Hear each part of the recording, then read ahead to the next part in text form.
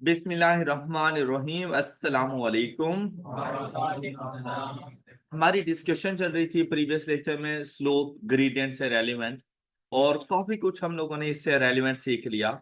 अगर आप लोग देखें तो हमारे पास प्रीवियस लेक्चर में जो हमने डिस्कस किया था कि पैरेलल लाइंस के स्लोप हमारे पास इक्वल होते हैं और परपेंडिकुलर लाइंस के स्लोप एक दूसरे के इनवर्स एंड रेसिप्रोकल होंगे। अच्छा, अब इसी बात को आगे हम लोग कंटिन्यू करते जाते हैं। क्या आप लोग देखें स्लोप, अभी तक मैंने डिफाइन नहीं किया था कि बेसिकली स्लोप है क्या। अब अगर इसके फार्मूले को आप लोग देखें तो हमारे पास स्लोप को फाइंड करने का फार्मूला क्या था? y2 minus y1 divided by x2 minus x1। क्या आपको ऐसा नहीं लग रहा जैसे मैं यहां पर बात कर रहा हूं कि slope is equal to change in y divided by change in x. ये जो साइन मैंने लगाया है ये ट्राइंगुलर टाइप डेल्टा, ये बेसिकली चेंज को डिनोट करता है कि change in y divided by change in x.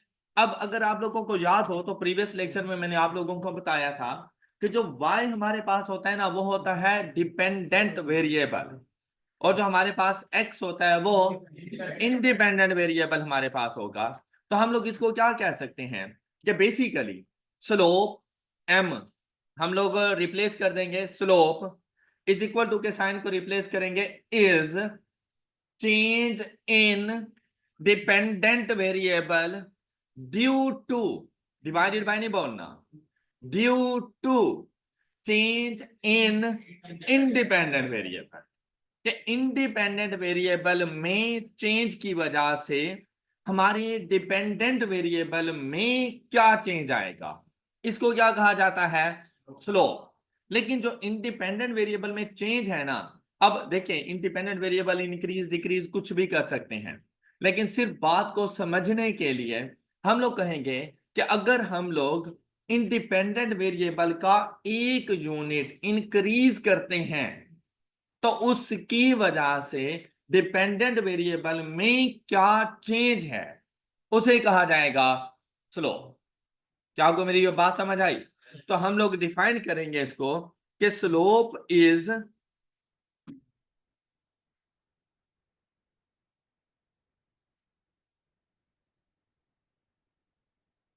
Change in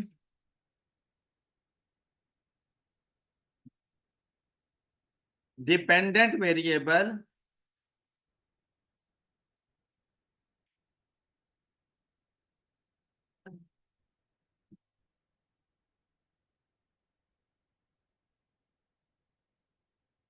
due to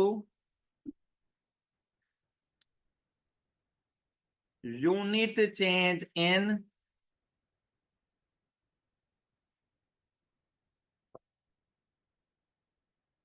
unit change से मुराद है कि एक यूनिट का अगर हम लोग चेंज करें इन इंडिपेंडेंट वेरिएबल।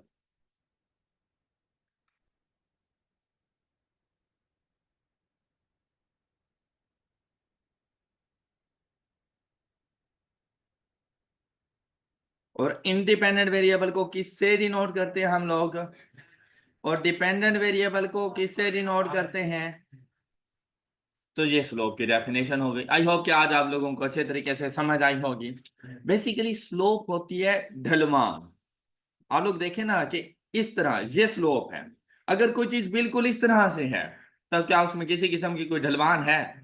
नहीं। जब ढलवान नहीं है तो स्लोप की वैल्यू जीरो। तो हमने कहा नहीं था कि हॉरिजॉन्टल लाइन का स्लोप जीरो होगा, क्योंकि उसमें कोई ढलवान ही नहीं है।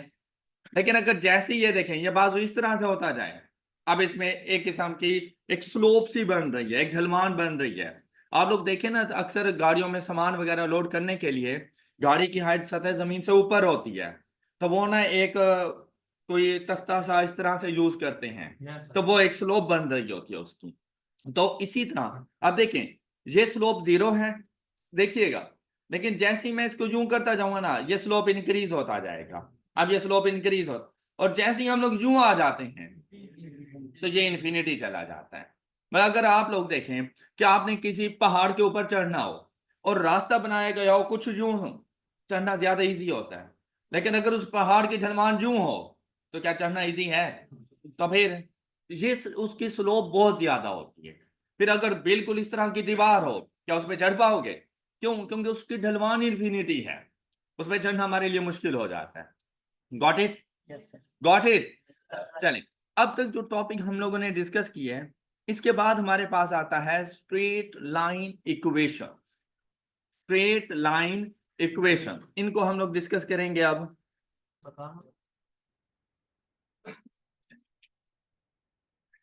Straight line equations,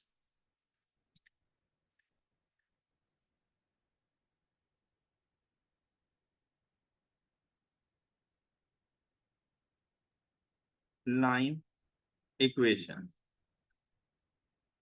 E Q stands for equations. अच्छा, अब देखें बेटा, स्ट्रेट लाइन इक्वेशंस की ना डिफरेंट फॉर्म्स हैं हमारे पास। आपसे एमसीक्यूज में ये तमाम बातें पूछी जाती हैं, इसलिए मैं जरा इन डिटेल जाके बात कर रहा होता हूँ। कि जैसे स्लोप के बारे में हम लोगों ने पढ़ा ना, तो ऐसा नहीं है कि बस वो 2 पॉइंट्स उठा के देगा और आपसे कहेगा व्हाट इज स्लोप, ऐसी बात नहीं है। वो जैसे हम लोगों ने डिस्कस किया था स्ट्रेट लाइंस की डायरेक्शन के बारे में, आपसे उस किस्म के क्वेश्चन किए जा सकते हैं। एक्स एंड वाई की मूवमेंट्स के बारे में वो क्वेश्चन आपसे किया जा सकता है। स्लोप की डेफिनेशन पूछी जा सकती है। ये बात याद रखिएगा, जो आपके 50 एमसीक्यूज है ना, उनमें से अप्रोक्सीमेट 25 एमसीक्यूज और थ्योरेटिकल है। मतलब आप ये मत समझें कि आपका ये सारा पेपर न्यूमेरिकल है। कहने को ऐसा लग रहा होता है जैसे न्यूमेरिकल है, लेकिन जो आपके पास एमसीक्यूज आते हैं ना, मोस्टली वो हमारे पास आते हैं थ्योरेटिकली, कि वो आपसे कॉन्सेप्ट्स पूछता है, प्रॉपर्टीज पूछता है, डेफिनेशंस पूछता है, और कुछ ऐसी कि आप लोगों उसके ऊपर ना अपना दिमाग आपको लड़ाना पड़े और फिर जाके वो सोल्यूशन आए। कुछ इस किस्म की बातें पूछता है। तो हम लोग अपने सब्जेक्ट्स को पढ़ेंगे भी कुछ उसी अंदाज के साथ। ओके। अच्छा, सबसे पहली चीज कि भाई स्ट्रेट लाइन होती क्या है? स्ट्रेट लाइन से मुराद होता है एक ऐसी लाइन जिसमें मैक्सिमम 2 वेरिएबल यूज हो रहे हों और उनकी पावर 1 हो, उसे कहा जाता है स्ट्रेट लाइन या linear equation. Straight line equation या लीनियर इक्वेशन, मतलब लाइन की फॉर्म के अंदर, कि अगर उसका हम लोग ग्राफ बनाए ना, तो वो ग्राफ हमेशा स्ट्रेट लाइन बनेगा। हाँ, ये अलग बात है कि वो स्ट्रेट लाइन कभी आप लोगों के पास आएगी अपवर्ड, कभी डाउनवर्ड, हॉरिजॉन्टल और वर्टिकल, ये एक अलग बात है, लेकिन रहेगी स्ट्रेट लाइन। अब अगर इस स्ट्रेट लाइन इक्वेशन की स्टैंडर्ड फॉर्म की हम लोग बात करें, तो इसकी स्टैंडर्ड फॉर्म हमारे पास होती है A X plus B Y is equal to C. A X plus B Y is equal to C. अच्छा, ये equal to C standard form में यही कुछ है, इज इक्वल टू सी, लेकिन वो इस सी को इक्वल टू से पहले भी रख सकता है। तो आपको मालूम होगा कि भाई कांस्टेंट या कोई भी चीज जब इक्वल टू की left hand right hand side पे मूव करती है तो अपना साइन चेंज कर देती है। तो सिंपली सिर्फ अपना साइन चेंज करेगा। मतलब अगर मैं आपके सामने यहाँ पर कोई भी इस किस्म की इक्वेशन लिखूं कि सपोज जैसे 5x plus 3y is equal to 19, suppose इस तरह से कोई वैल्यू हमारे पास आ गई, तो ये एक स्ट्रेट लाइन इक्वेशन है। अगर गौर करें तो इसमें मैक्सिमम 2 वेरिएबल यूज हो रहे हैं। कौन से? एक्स एंड वाई, और इन वेरिएबल्स की पावर 1। ये कंफर्म है कि पावर 1 होनी चाहिए। अगर पावर 1 ना हुई तो स्ट्रेट लाइन इक्वेशन नहीं बनती हमारे पास, फिर वो कर्व की फॉर्म में चली जाती है। ऑलराइट। अच्छा, फिर देखें यहां पर, अब यहां पर x के साथ 5 यूज कर रहा हूं। हम लोग mathematicians A B and C को as a constant number consider करते हैं। जहां पर हम लोग इक्वेशन में लिख रहे होते हैं ना स्टैंडर्ड फॉर्म में, A B and C, it means that any constant number. और जहां पर हम लोग एक्स वाई जी यूज कर रहे होते हैं ना, वहां पर होता है वेरिएबल्स, कि ये अपनी वैल्यू को चेंज कर सकते हैं। तो यहां पर अगर आप लोग गौर करें ना, तो x का जो कांस्टेंट नंबर आ रहा है वो क्या है? मतलब यहां पर हमारे पास a की वैल्यू क्या होगी, यहां पर b की हमारे पास क्या वैल्यू होगी, और यहां पर c की क्या वैल्यू है हमारे पास? 19। ये बात क्लियर हो गई? अच्छा, ये जो x के साथ a यूज कर रहा हूं ना, बेसिकली तो कांस्टेंट है, लेकिन इसे कहा जाता है, a को कहा जाता है x का कोफिशिएंट। x का coefficient of x is 5, coefficient of y, अब कोफिशिएंट ऑफ y को किससे डिनोट किया गया है, b की वैल्यू के साथ। कोफिशिएंट ऑफ y कि y के साथ कौन सा कांस्टेंट नंबर है, हमने कहा b है, b को कहा जाता है कोफिशिएंट ऑफ y। अब इस इक्वेशन के मुताबिक कोफिशिएंट ऑफ y क्या है हमारे पास, 3 आ रहा है, and c stands for constant number, c stands for means that जिसके साथ कोई वेरिएबल ना हो। अब अगर आप लोग देखें ना a एंड b इनके साथ वेरिएबल्स हैं, ये अपनी वैल्यूज को चेंज करेंगे, जैसे ही x और y ने अपने आप को चेंज कर दिया, लेकिन 19 ही रहेगा, इसमें किसी किस्म का कोई चेंज नहीं आने वाला। क्या आपने मेरी बात पिक की? सब बच्चों को क्लियर? चलें, गुड, शाबाश। अच्छा, ये हमारे पास होती है standard form of straight line equation. इसके अलावा 3 डिफरेंट फॉर्म्स हैं हमारे पास। एक तो ये फॉर्म मींस टाइप, एक तो ये फॉर्म आ गई ना हमारे पास स्टैंडर्ड फॉर्म, उसके अलावा 3 डिफरेंट टाइप्स हैं हमारे पास, और वो कौन कौन सी हैं? उनमें the first one is known as point slope form, बल्कि स्लोप इंटरसेप्ट फॉर्म पहले लिख लें। First one is slope intercept form,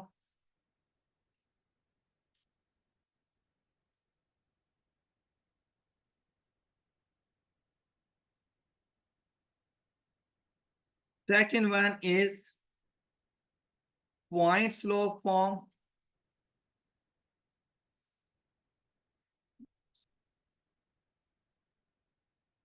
point slope form, and the third one is intercepts form.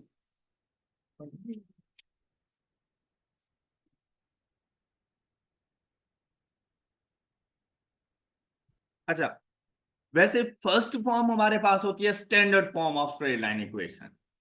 एक ही बात है, standard form of straight line equation, और वो कौन सी हमारे पास, ax plus by is equal to c। उसके अलावा 3 different forms of straight line equations हैं।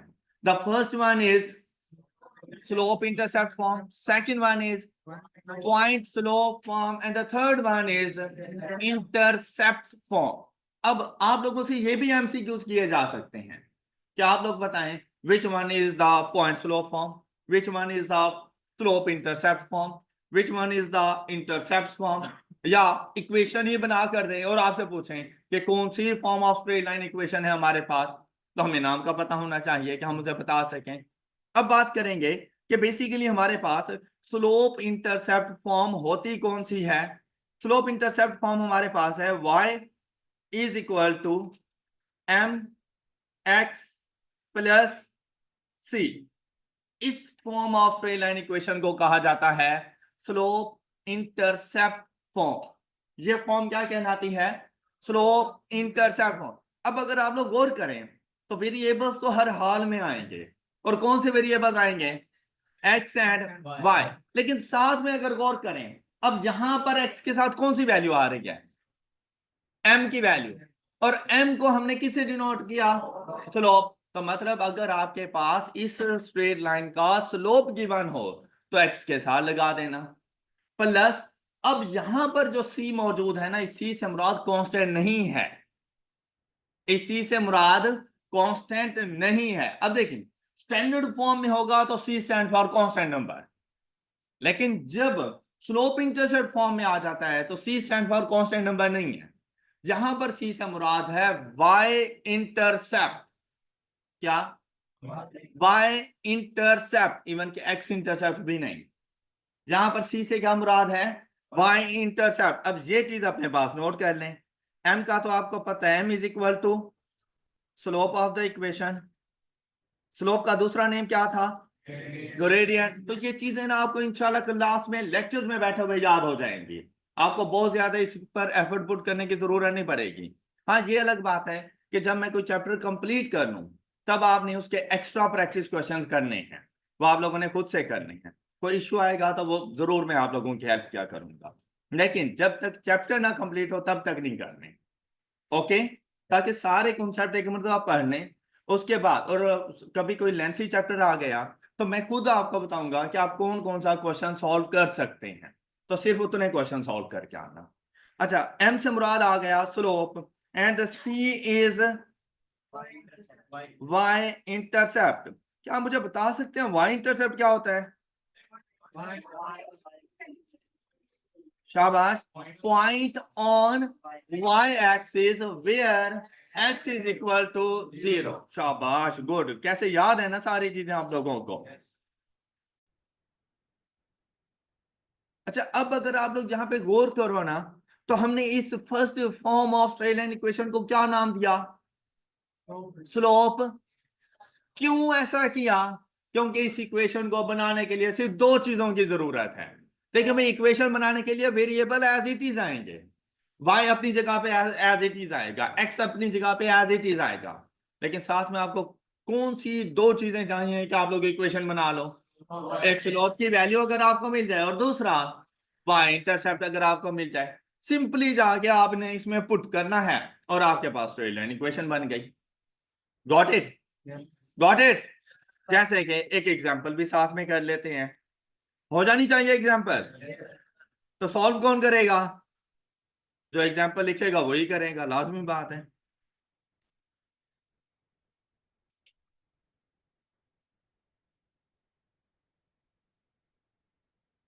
एग्जांपल, अच्छा, जो आपके पास क्वेश्चन होता है ना, वो कुछ इस तरह से होता है कि find straight line equation, S L stands for straight line and EQ stands for equation. So straight line equation having,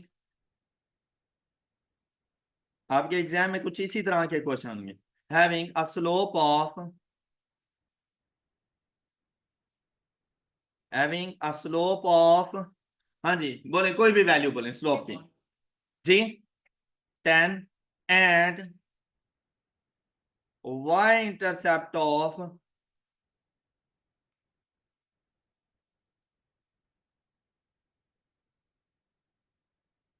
ji, and y intercept of -7। अच्छा, अब आपने क्या करना है, आपने देखा कि भाई मैंने स्ट्रेट लाइन इक्वेशन बनानी है, तो फौरन से आपका माइंड चला जाएगा चैप्टर नंबर 1 पर। फिर आपने देखना है कि भाई ये स्ट्रेट लाइन इक्वेशन बनाने के लिए आपको कौन कौन सा डेटा गिवन है, स्लोप एंड। तो आपके माइंड ने काम किया कि अगर मुझे स्लोप और वाई इंटरसेप्ट गिवन हो, तो मैंने जाकर कौन सी फॉर्म ऑफ इक्वेशन यूज करनी है? Slope intercept form of straight line equation. देखिए भाई, अब ऐसा तो नहीं हो सकता ना कि बाबा आपके घर में राइस लेकर आए और आपसे कहें ये ले बेटा ये राइस है और मुझे ना कौरमा बना के खिलाओ, बन जाएगा? तो जैसे मतलब इंग्रेडिएंट्स होंगे वैसी डिश बनेगी, जैसा डाटा गिवन होगा इक्वेशन वैसी यूज करेंगे। अब अगर स्लोप और इंटरसेप्ट गिवन है तो slope intercept form of straight line equation use कर लेंगे, इक्वेशन बन जाएगी। अब स्लोप इंटरसेप्ट फॉर्म हमारे पास क्या होती है? y is equal to plus c. अब अगर यहाँ पे गौर करें तो y is equal to, m को रिप्लेस कर दो, इसकी वैल्यू कितनी आ रही थी? 10x plus minus 7। ये है slope intercept form of straight line equation. Equation बन गई है हमारे पास। अब डिपेंड करता है ऑप्शन क्या, आंसर क्या है। अब आगे जितनी भी वर्किंग है ना, वो है सिर्फ अपने रिक्वायर्ड एमसीक्यूज उस ऑप्शन तक जाने के लिए, कि वो ना इसको रीअरेंज करता रहता है। मतलब इसी इक्वेशन को वो स्टैंडर्ड फॉर्म में कन्वर्ट कर सकता है। अब अगर मैं इसको स्टैंडर्ड फॉर्म में कन्वर्ट करूं, तो मैं इसको क्या लिख सकता हूं? 10x minus is equal to, ये standard form of straight line equation हो गई है। Got it? आपके ऑप्शन में ये भी मौजूद हो सकता है, ये भी बिल्कुल करेक्ट आंसर है। इसी तरह से हम इसको लिख सकते हैं 10x minus y minus 7 is equal to, ये भी स्ट्रेट लाइन इक्वेशन ही है जिसका स्लोप 10 और वाई इंटरसेप्ट -7 है। ऑप्शन पे डिपेंड करता है, तीनों ही नीचे बिल्कुल इसके करेक्ट आंसर है। Got it. तीनों ही स्ट्रेट लाइन इक्वेशंस हैं, तीनों ही का स्लोप 10 और y इंटरसेप्ट की वैल्यू 7 है, -7। ऑलराइट, अब ये चीज डिपेंड करेगी कि ऑप्शन में वो फर्स्ट पे है, सेकंड पे है या थर्ड पे है, बाकी वो हम लोग वैसी ही अरेंजमेंट कर लिया करेंगे। क्या आपको बात क्लियर हो गई? अच्छा, एक और क्वेश्चन हो जाए, चलें आ जाएं जी हमारे पास सेकंड। अगर ये दोनों इक्वेशन जवाब हो फिर क्या करें? नहीं बेटा, ऐसा नहीं होता, प्रोफेशनल बॉडी के एग्जामिनर बैठे हुए हैं, कुछ चवल लोग थोड़ी बैठे हैं। अगर दो हों तो थर्ड ऑप्शन होगा बोथ ए एंड बी, तीनों हों तो चौथा ऑप्शन होगा ऑल ऑफ दीज। ओके, ऐसा नहीं हो सकता कि भाई एक ऑप्शन में मौजूद था फर्स्ट वन, सेकंड में मौजूद था सेकंड वन, थर्ड में मौजूद था थर्ड वन और फोर्थ में मौजूद था नन ऑफ दीज। कोई भी ना हो तो नन ऑफ दीज भी होगा। बेटा ऑप्शन अच्छे वाले ऑप्शन बनाए जाते हैं, ऐसा नहीं है कि उन्होंने कोई पी रखी है और ऑप्शन बन रही हैं, ऐसी कोई बात नहीं है। तो हाँ, पी रखी है चाहे। अच्छा, अब देखें, find equation of a straight line.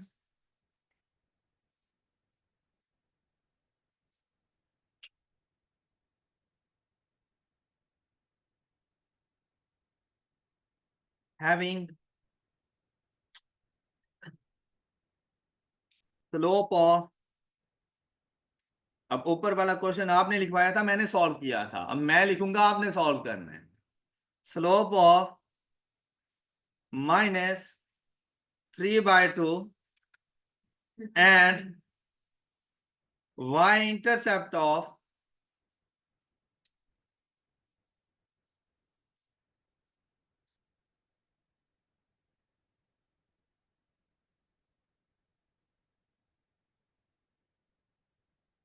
Five, रियायत दे दी। चलो जल्दी से सॉल्व करो। तो अब इसका सोल्यूशन हमारे पास बनेगा कुछ इस तरह, y इज इक्वल टू, अब सबसे पहले ना आप लोगों को जैसे वैल्यूज गिवन हो आप ऐसे ही पुट कर दिया करो। -3/2 x प्लस, अच्छा आंसर आ चुका है बिल्कुल। अगर आपसे स्लोप इंटरसेप्ट फॉर्म पूछता तो ये बिल्कुल सही आंसर था इसका, लेकिन ऑप्शन में ऐसा कुछ भी मौजूद नहीं है। ऑप्शन में है हमारे पास स्टैंडर्ड फॉर्म। अब स्टैंडर्ड फॉर्म की अगर हम लोग बात करें तो भाई आपने ना इस फ्रैक्शन को खत्म करना होता है। फ्रैक्शन के डिनोमिनेटर में क्या चीज मौजूद है?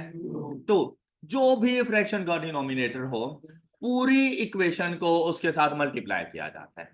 मीन्स दैट अगर आप लोग यहाँ पे गौर से देखें तो हम मैं जाकर इस 2 के साथ इसको भी मल्टीप्लाई करूंगा, ये खुद भी 2 के साथ मल्टीप्लाई होता है और 5 भी 2 के साथ मल्टीप्लाई होगा। मतलब आपकी इक्वेशन में जितने भी अलजेब्रिक एक्सप्रेशंस होंगे, हर किसी ने फ्रैक्शन के डिनोमिनेटर के साथ मल्टीप्लाई हो जाना है। बात क्लियर? अब अगर आप इधर देखें तो ये तो 2 के साथ 2 कैंसल हो जाएगा, लेकिन बाकी वैल्यूज हम लोग किस तरह से जाके रिकॉर्ड करेंगे इसकी? 2y is equal to -3x plus, अक्सर बच्चे वो 5 बता रहे थे, तो 2 ने बेटा इस कांस्टेंट के साथ भी मल्टीप्लाई होना है। अब y के साथ तो कर रहे थे लेकिन कांस्टेंट के साथ नहीं कर रहे थे, तो y के साथ भी 2 मल्टीप्लाई होगा और कांस्टेंट के साथ भी होगा। अब बात आती है अरेंजमेंट की, तो अरेंजमेंट की तरफ जाएं तो यहाँ पे देखो x नेगेटिव में, कोशिश की जाती है कि x को पॉजिटिव रखा जाए, कोशिश की जाती है कि x को पॉजिटिव। अब देखो मैं इस तरह से भी कर सकता था कि -3x -2y is equal to -10, answer ठीक है बिल्कुल, लेकिन नेगेटिविटी से बचा जाता है। कोशिश करेंगे हम, तो यहां पे देखो x नेगेटिव है, तो क्यों ना हम इसको राइट लेफ्ट हैंड साइड पे लेके चले जाएं। तो जैसे ही इसको लेफ्ट हैंड साइड पे लेके जाएंगे तो इसने पॉजिटिव हो जाना है, तो वैल्यू क्या बनेगी मेरे पास? 3x plus is equal to, अब ये भी आंसर हो सकता है मेरे पास जो मोस्टली स्टूडेंट बता रहे थे, 3x plus 2y is equal to 10, और ये आंसर मेरे पास हो सकता है 3x plus 2y minus is equal to. बात समझ आ गई? बात समझ आ गई यहां तक? अच्छा, इसी से ना एक और कॉन्सेप्ट की तरफ जाते हैं, कि अभी आप लोग अगर गौर करें तो आप लोगों को स्लोप और इंटरसेप्ट गिवन था। स्लोप और इंटरसेप्ट, कौन सा इंटरसेप्ट? बस इस बात का ख्याल रखना कि वाई इंटरसेप्ट था, एक्स नहीं था। स्लोप और वाई इंटरसेप्ट था, आप इक्वेशन फाइंड कर रहे थे, एम आई राइट? तो अगर आपको इक्वेशन दे दी जाए तो क्या आप लोग इसका रिवर्सल नहीं फाइंड कर सकते? क्या इक्वेशन देकर आपसे पूछा जाए कि भाई इस इक्वेशन का स्लोप और वाई इंटरसेप्ट क्या होगा, तो इसी का रिवर्सल लेके चले जाएंगे। जैसा कि एक क्वेश्चन आपके पास कुछ यूं आ सकता है, find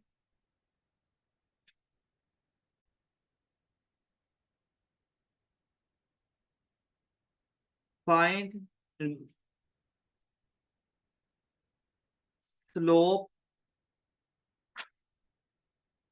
and y intercept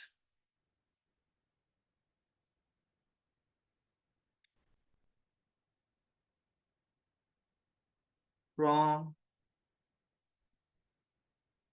the equation which is, हाँ जी बोले, इक्वेशन बोले कोई भी। 3x plus 2y is equal to 9, कर लें ये वाली? ओके,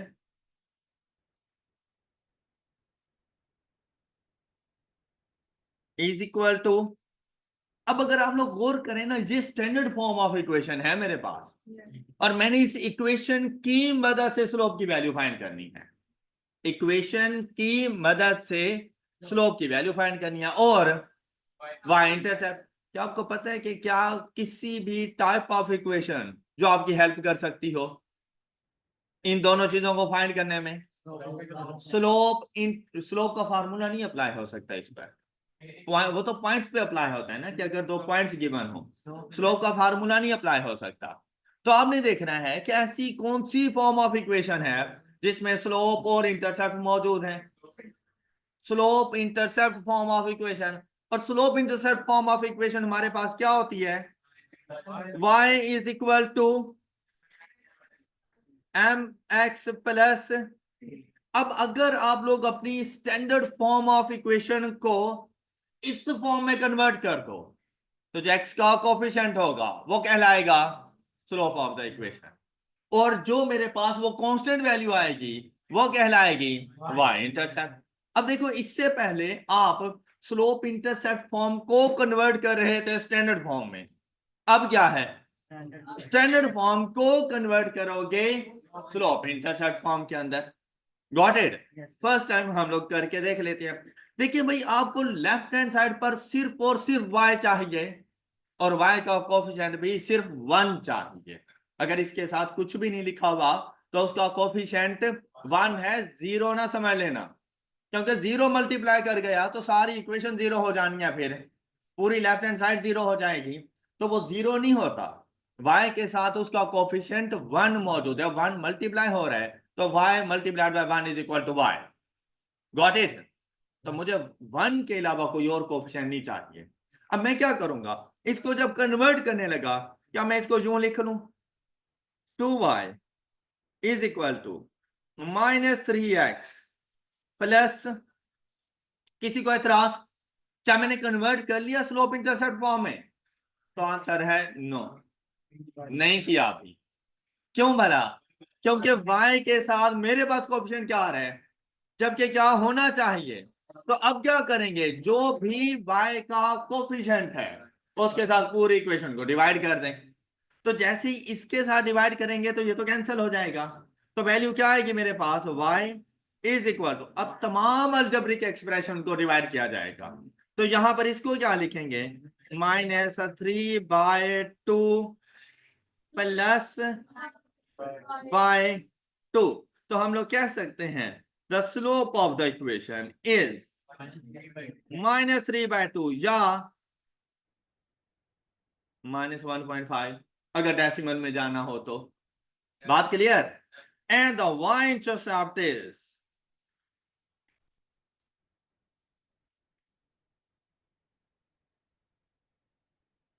इक्वल टू 9/2 या 4.5 और आपका क्वेश्चन सॉल्व हो गया। कोई डाउट? All clear?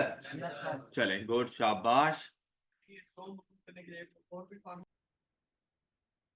हाँ जी, तो आप लोगों को अब ये वाले सारे कॉन्सेप्ट अब तक क्लियर हो चुके हैं। इक्वेशन से आप लोग स्लोप वगैरह फाइंड कर सकते हैं, इंटरसेप्ट की वैल्यूज वगैरह फाइंड कर सकते हैं। और अभी तक जो हम लोगों ने different form of straight line equation में डिस्कस किया है वो सिर्फ और सिर्फ है स्लोप इंटरसेप्ट फॉर्म, और सिर्फ उस टाइम पे यूज होगी जब आपको स्लोप की वैल्यू के साथ साथ वाई इंटरसेप्ट की वैल्यू गिवन हो, तब आप लोग इस इक्वेशन को यूज करके स्ट्रेट लाइन इक्वेशन बना सकते हैं। मजीद हम लोगों ने point slope form and intercept form वो इंशाल्लाह हम लोग नेक्स्ट लेक्चर में डिस्कस करेंगे। That's all for today. अपना ख्याल रखिए। अल्लाह हाफिज।